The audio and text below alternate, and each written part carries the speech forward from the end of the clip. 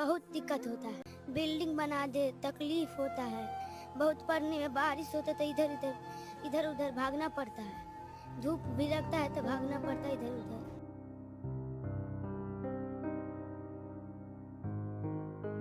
বিশ্বের চতুর্থ বৃহৎ অর্থনীতির দেশ ভারতবর্ষ কি পারে না দেশের সমস্ত মানুষকে বিনামূল্যে উন্নত শিক্ষা ও স্বাস্থ্য পরিষেবা দিতে?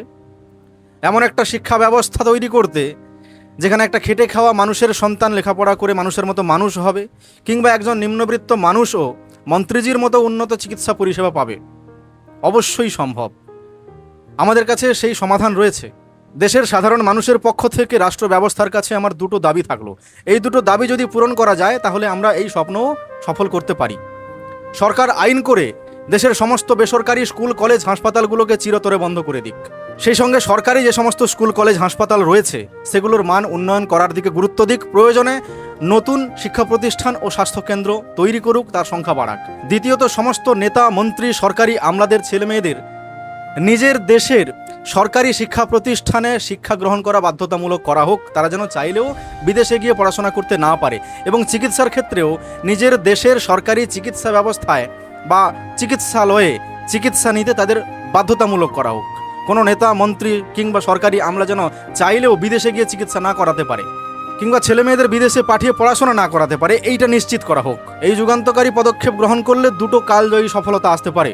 প্রথমত, শিক্ষা ও স্বাস্থ্যের মতো মানুষের মৌলিক অধিকারকে পুঁজি করে মুনাফালোভী অসাধু ব্যবসায়ীরা যে অবাধ বাণিজ্য চালাচ্ছে তা চিরতরে বন্ধ হয়ে যাবে। দ্বিতীয়ত, নেতা মন্ত্রীরা যখন দেখবেন যে নিজেদের সন্তানকে ও পরিবারকে এই সরকারি শিক্ষা প্রতিষ্ঠানের উপর নির্ভর করতে হচ্ছে, শিক্ষা হোক কিংবা চিকিৎসা, সরকারি প্রতিষ্ঠান ছাড়া কোনো বিকল্প তাদের কাছে আর নেই, তখন তারা বাধ্য হয়ে সরকারি শিক্ষা প্রতিষ্ঠান ও হাসপাতালগুলোর মান উন্নয়ন এবং সার্বিক বিকাশের দিকে অধিক গুরুত্ব প্রদান করবেন।